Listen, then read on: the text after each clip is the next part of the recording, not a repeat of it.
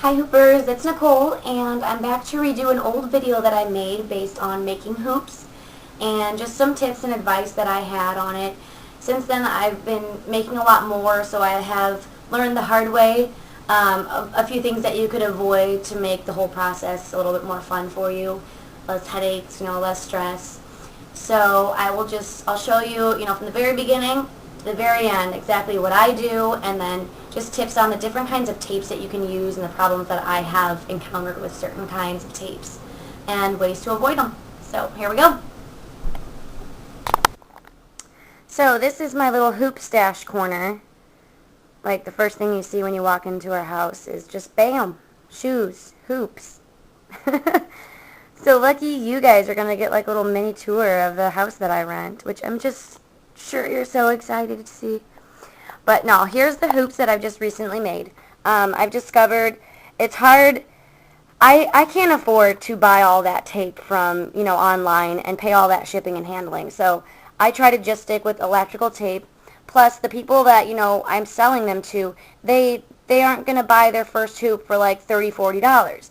They want it cheap, like $20, $25 hoop. So the best route to go is to buy electrical tape, vinyl tape, or I've discovered you can buy duct tape. Now, if you buy duct tape, it will take a second to learn how to put it on without it getting bumpy. It takes a minute, but you'll figure out your own flow, your own way to hold the hoop as you're putting it on. And I'll give you some tips too on that later. But the most important thing you have to realize is if you use duct tape, you must put electrical or vinyl tape on the edges, because otherwise it will eventually ooze out this stickiness behind it, and it'll come out the sides. It'll start getting all over you, it'll attract dirt, it'll ruin the hoop, and it's a waste of time. It wastes your hoop and your material. So if you use duct tape or hockey tape too. Hockey tape is similar to gaffers, where it's like a texture tape. So if you use duct tape or hockey tape, make sure you cover the edges with vinyl or electrical, and then it'll keep it from oozing out the sides. And you can get really cool duct tape. Like, my boyfriend bought me this. It's hard to see because it's not light right here, but it's like a purpley blue tie-dye, and then I put white around the edges. So cute. And then there's a lot of cool colors, like with the neon green, neon yellow, neon orange, blue, green, purple, pink. It's hard to find locally electrical tape that is really bright and pretty.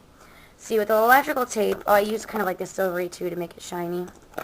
With the electrical tape, they're usually just basic colors. I've noticed that depending on where you go, you'll find different kinds. For regular electrical tape, I get at Menards with the tubing, with the roll of tubing, which is this.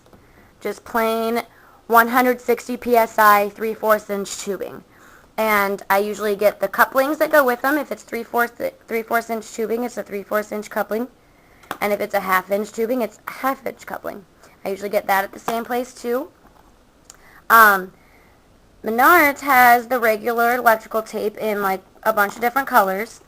But then I've realized that I cannot get the yellow at Menards, because the yellow, I don't even think I have it anymore. I think I threw it away. It's like a nasty bacteria colored yellow that doesn't look pretty with anything.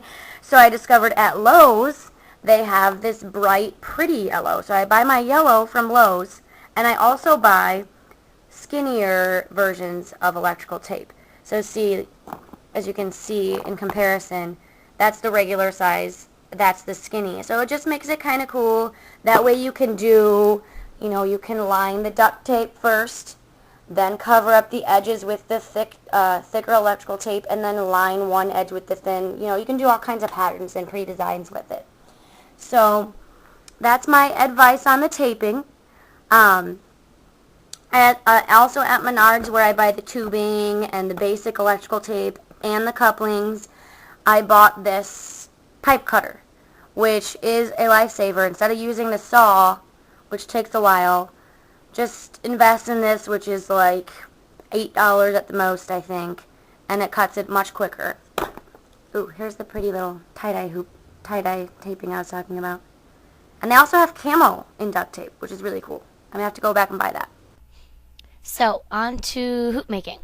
I would suggest calling every home improvement store around you to find out where it is to get the cheapest irrigation tubing, and I would suggest starting off with 3/4 inch tubing at 160 psi if you're just beginning.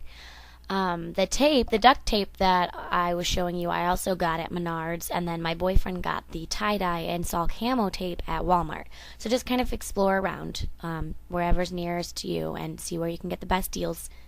Here I'm measuring it out. I find it easiest to put the coil leaning up against a wall to measure it out, and then I use the pipe cutter to just snap it off at the right height that I want. I would suggest maybe up to your chest if you're a beginner, because the hoop moves slower that way. So I have the water boiling there instead of using a hair dryer even, because a hair dryer takes a really long time. And if you just boil some water and dip the ends in the water, it's so much faster. So what do you guys think of my kitchen? Wood paneling, old school oven. Oh, here's the best part over here. They're like homemade little built-ins here. You know, they're a little off. They don't really come out. I think what happened was a cute little carpenter decided to make his own house like 100 years ago. And it came out like this, where the doors are slanted. But you know what? It's pretty cozy. And it has, you know, good-sized rooms in it, especially just for renting. Okay, done with the tour. I think the water should be boiling by now. Let's see.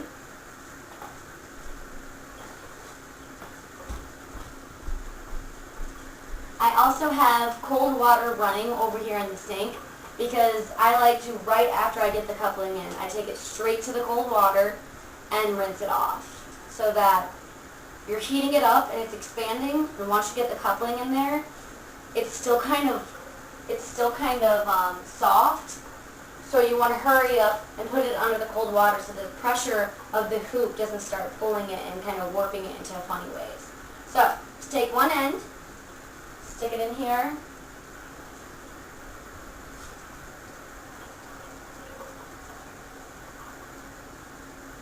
Just wait a few seconds. I usually sit here and count. Sometimes I'm OCD like that. So I'll count to like 10 or 15. Shake the extra water off. Insert the coupling. Sometimes I twist it as I'm pushing it in. It helps to go in a little bit easier. Now the other side. Shake it off.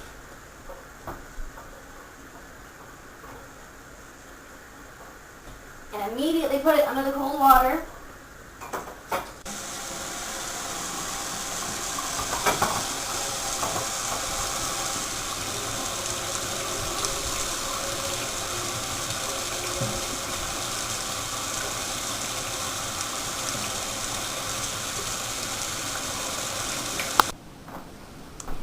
Okay, so now I take it and just kind of wipe it off. Any dirt or hair or anything that's been on it. You want to get it off before you start taping. After talking with some people in the community, I've noticed that if you take the coil, the like 100 yards of tubing that you buy, and kind of spread it out a little bit before you try to make hoops out of it, maybe for like a day or two, spread it out and let it lay there. Because the hoop, if it's coiled in a very small circle, and then you're trying to open up that circle and put the coupling in, there's going to be a lot of pressure and it's going to try to curl down and have a really funny shape.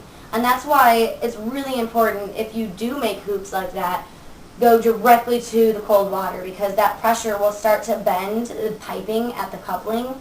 So you want to, you can do it, you can put them together, immediately put it under cold water and let it tighten up and keep from bending anymore.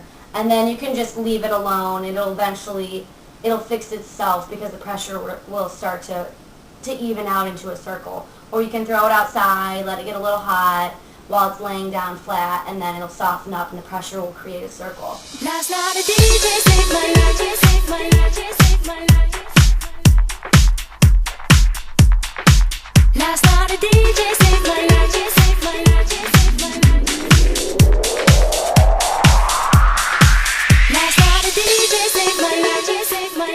saved my life.